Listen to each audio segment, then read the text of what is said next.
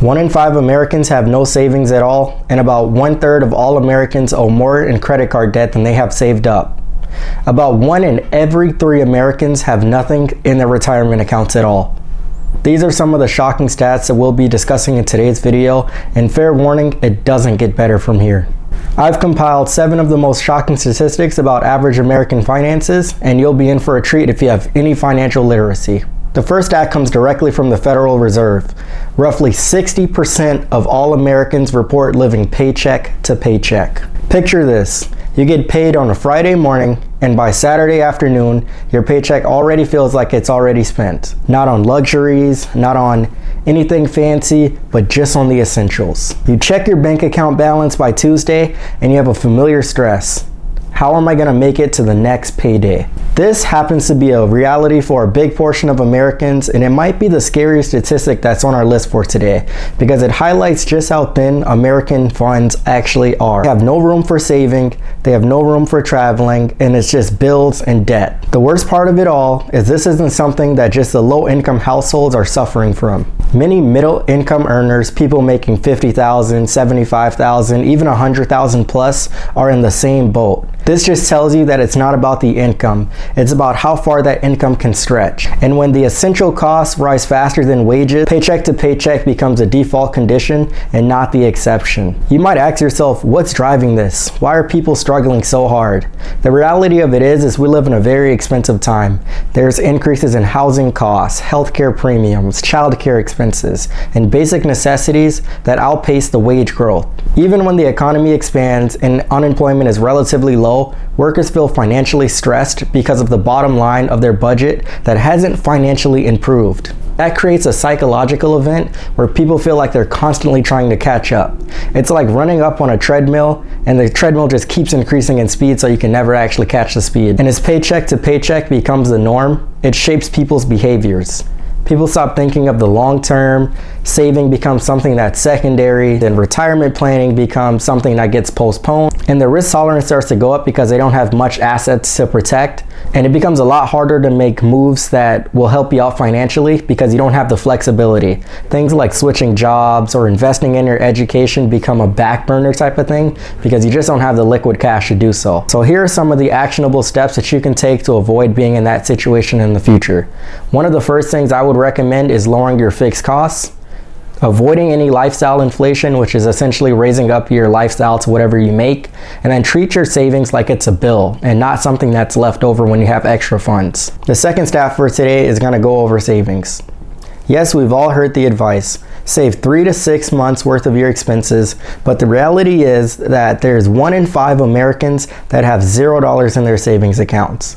No rainy day fund, no cushion, nothing. $0 set aside for emergencies. And that stat comes directly from the Federal Reserve. When you don't have a savings account, even small events, a $200 car repair, a $150 medical bill, becomes a crisis that forces you to make bad decisions. You might skip paying another bill, borrow from a friend or a family member, or put charges on a credit card, or even worse, do those buy now, pay later type of situations.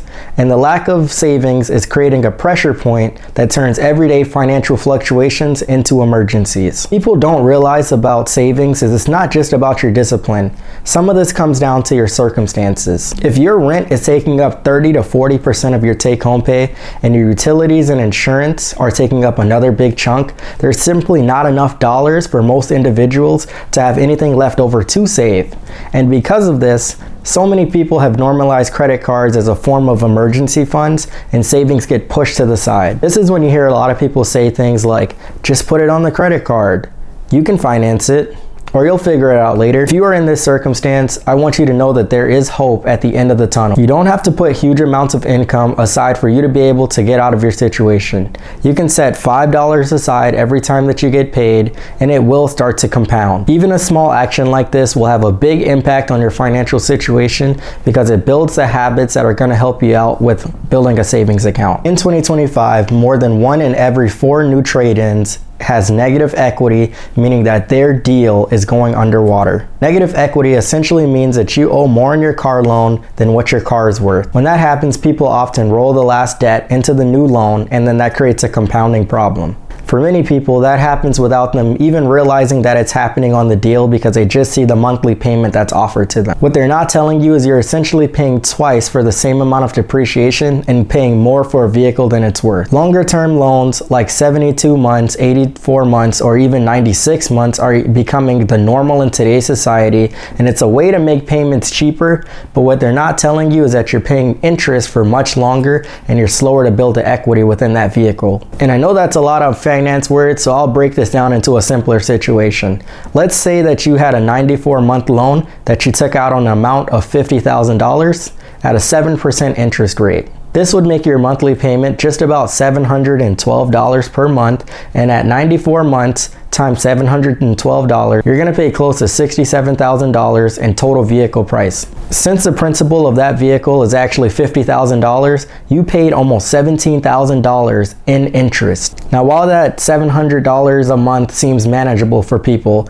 let's take a look at what happens if you do the same loan but for 60 months. Your monthly payment would be higher at around $990 per month, but over the course of the 60 months, your total payment would just be around $59,000. The total interest that you would have paid for that $50,000 vehicle would then drop down to $9,400. So even though your monthly payment is higher at $990 compared to $712, you would pay $7,500 less in interest, decreasing the total cost of the vehicle. So when you combine the fact that vehicles are having longer terms and that the average new car payment in the United States is $750 per month, you realize that people are almost entering into these predatory loans. People are sacrificing 30 to 40% of their take-home pay just to be able to have a means of transportation, which makes it difficult for you to do anything in terms of saving. But here's how you can avoid that situation. Number one, you need to buy what you need and not what you want. Everyone wants a new vehicle, but no one wants to pay the price for a new vehicle. Save your money, buy a used car, and you'll be fine. Number two, buy something with a meaningful down payment. It's supposed to hurt when you buy a new vehicle. Number three, choose lower term rates. This is going to help you pay off your vehicle faster, and you're not going to be in debt, and you can start putting your assets towards building real money.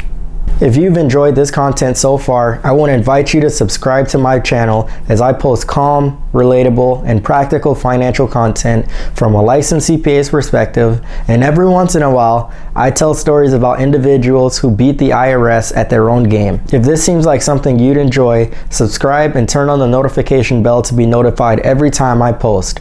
Alright, let's keep going. Here's stat number 4. In 2025, the total US credit card debt sits at just over $1.2 trillion. That's money that people have already spent but haven't fully paid back yet, with interest rates that are hovering at over 20%. Now let's break that down. The average credit card balance per household carrying debt is around $9,800. That might not sound huge at first, but at 20% interest, making only minimum payments, that means that most of your money is going directly to interest and not to principal for something that you've already purchased. And the reality of it is that if you're only making the minimum interest payments, then you could take decades to pay off that debt. I recommend that you at least put another $50 extra towards your credit card payments. Number 2, I advise people to focus on high interest debt. If you want to follow someone that's really good, Dave Ramsey with his debt avalanche method is one that's fantastic. Number 3, I say consider making balance transfers to credit cards that don't have any APR at all. This way you won't be spending money on interest, you'll have it one time and you'll be able to knock it down faster. Here's stat number 5. Buying a home used to be a milestone that people hit in their late 20s or their 30s. Today, the median age of a first-time home buyer in the United States is around 40 years old, the highest it's ever been. To understand why this matters, consider what home ownership once symbolized: financial stability, wealth building, long-term planning. Delaying that milestone means delaying all of the economic benefits that come with having a home. Real estate has been historically one of the best ways and most reliable ways for people to build long-term net worth. So here's a way to combat the real estate issue that's going on in the United States. Number 1, pay down as much high interest debt that you can. Number 2, start to build up a down payment fund so that you can continue to contribute to something that will build long-term equity.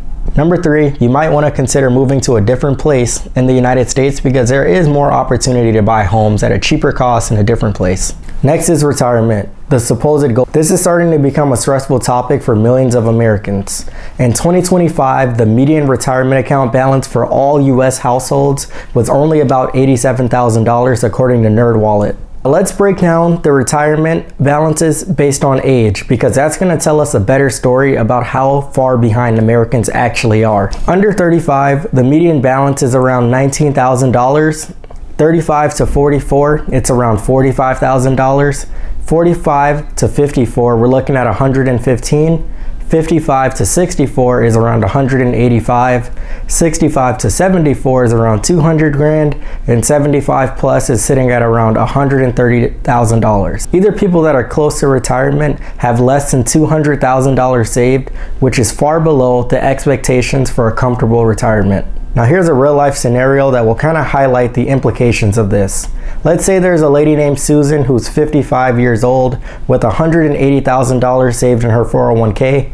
Most financial planners say that she should aim for around $1 million to comfortably retire if she wants to maintain her lifestyle. If she continues to withdraw 4% each year, that's only going to be about $7,200 per year from her savings, which is not enough to live off. Social Security might give her some income, but it's likely that she's going to need to keep working or downsize her home or drastically reduce her expenses. But I want to let you know that this doesn't have to be you. People seem to underestimate how much compound interest can do the heavy lifting for you. If you start saving at 25, the contributions that you make are going to grow drastically because you have a lot of time in the market. Versus if you start at 40 or 50 years old, that's going to drastically reduce the effects of compounding, which means you have to have more dollars invested. The next stat is going to drastically change the way that you look at how you save your money. In 2025, the US dollar has lost a lot of money. Against major global currencies, the dollar has lost about 9 to 10% in just 2025.